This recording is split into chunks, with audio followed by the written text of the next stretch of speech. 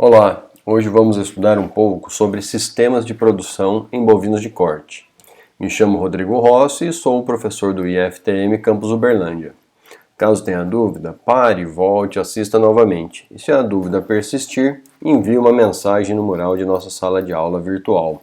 Vamos lá? Na aula 2 desta disciplina, neste semestre, estudamos o ciclo produtivo em bovinos de leite. Caso não se lembre ou tenha dúvida, volte e assiste aquela aula para complementar seus estudos. Apresentamos esse slide e descrevemos as fases de cria, recria e produção da pecuária leiteira. Agora vamos comparar e descrever com o ciclo produtivo da pecuária de corte.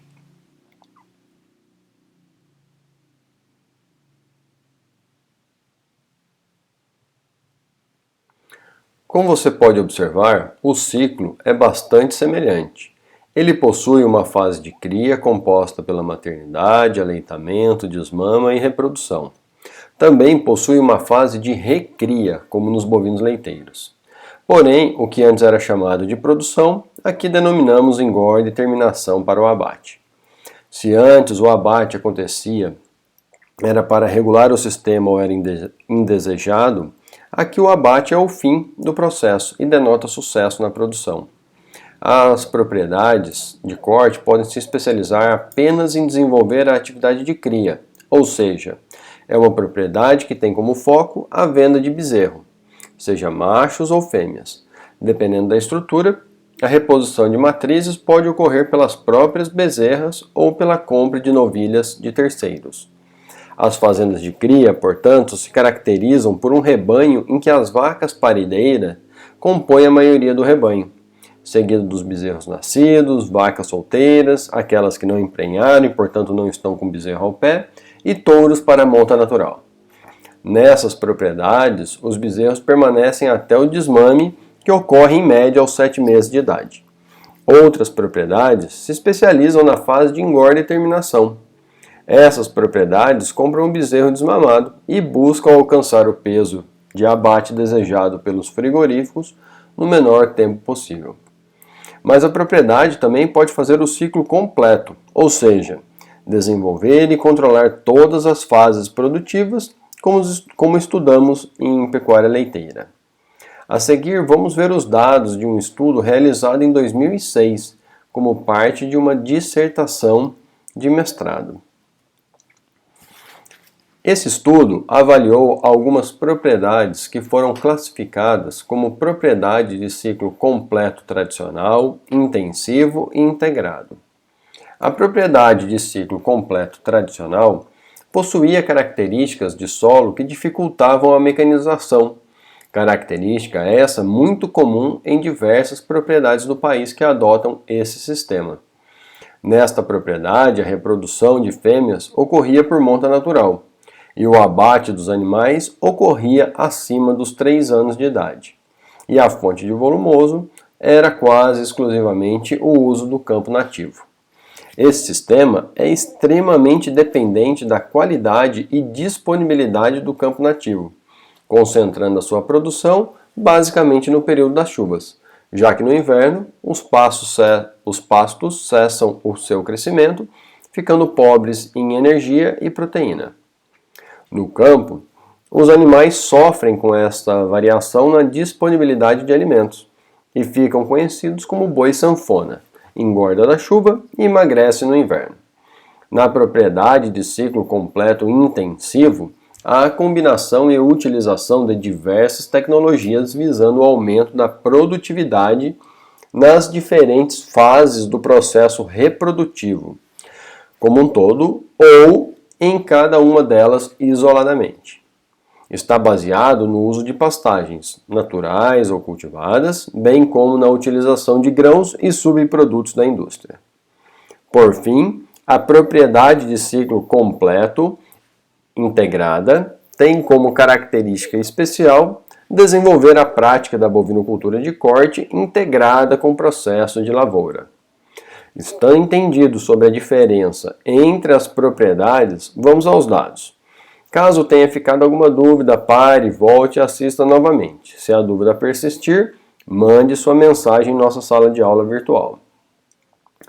O estudo é bem completo e caso desenvolva interesse em aprofundar nos dados, vou deixar uma cópia da dissertação na sala de aula virtual. Nesse e nos próximos slides, irei apresentar algumas tabelas que achei interessante para a nossa discussão. Antes de falar dos dados, vamos entender a estrutura da tabela, pois se repetirá nos próximos slides. A coluna Estudo de caso foram os dados obtidos nas propriedades estudadas, ou seja, outras propriedades que adotam o mesmo sistema podem ter resultados totalmente diferentes. Portanto, observando apenas esses dados, não podemos afirmar que o sistema é bom ou ruim, eficiente ou ineficiente, lucrativo ou que gera prejuízo.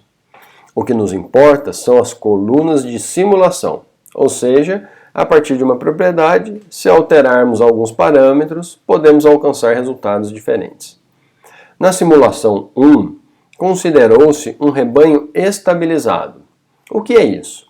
Na última aula você estudou sobre evolução de rebanho e aprendeu que uma propriedade deve ter planejamento para se tornar eficiente. Se não assistiu à aula, pare e assista antes de continuar. Parece simples e um tanto quanto óbvio fazer o planejamento da propriedade rural, mas, infelizmente, a maioria dos produtores não sabem fazer ou não contam com técnicos capacitados para isso. Mas você não se inclui nesse segmento. Na simulação 2, considerou-se um aumento na taxa de natalidade, ou seja, menos vaca solteira no rebanho. Na simulação 3, a redução na idade de abate. Na simulação 4, o aumento da lotação, ou seja, mais animais no mesmo espaço. E por último, a simulação 5, na redução da idade de entoure, ou na redução da idade do primeiro cio e, portanto, da primeira gestação. Pare o vídeo e observe todas as variáveis estudadas. Agora, foque na última linha, resultado da atividade por hectare. Perceba que, em todas as simulações, houveram ganhos para o sistema. Quando a mesma simulação é feita para uma propriedade intensiva, todas as simulações também resultam em ganhos. A primeira informação que você deve ter percebido é que as duas propriedades apresentaram resultados negativos, mas não julgue esses resultados sem contextualizar o todo. Na dissertação encontramos informações importantes que justificam o prejuízo dessa propriedade intensiva. Houve uma decisão do produtor que postergou o lucro, ou seja, no momento do estudo, a propriedade apresentou prejuízo, pois o produtor não vendeu os animais quando o pesquisador julgou ser o momento adequado. Certamente seus critérios foram estritamente técnicos, mas o produtor devia ter dinheiro em caixa e vislumbrava fazer negócios mais interessantes futuramente. Repito, o retrato da propriedade não é importante, mas a diferença obtida nas simulações. E por último, na propriedade que trabalha de forma integrada, lavoura e pecuária, os ganhos também foram verificados. Note que o lucro apresentado refere-se apenas à pecuária. Os lucros da lavoura não foram descritos aqui. Pare e volte nos slides anteriores. Compare os custos de produção entre os sistemas. Compare os custos da depreciação entre os sistemas. E as despesas e depreciação administrativas. Após analisar esses dados, explique no seu ponto de vista o que esses dados indicam e como influenciam o resultado da atividade.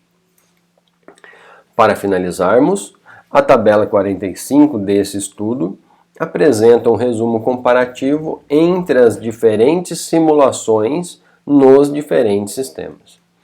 Explique, no seu ponto de vista, qual ou quais práticas devem ser adotadas pelos produtores para aumentar a eficiência do sistema produtivo. Assim, terminamos nossa aula. O assunto não foi esgotado e muitos detalhes ficaram de fora para caber no nosso tempo. Material complementar poderá ser disponibilizado em nossa sala de aula virtual e outros são facilmente encontrados na internet.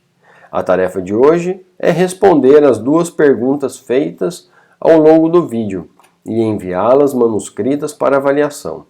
Caso deseje, se inscreva em nosso canal no YouTube, avalie o vídeo para entendermos melhor sua percepção e comente para que seus colegas e eu possamos promover uma discussão sobre o assunto. Agradeço por assistir nossa aula e desejo bons estudos e aprendizado.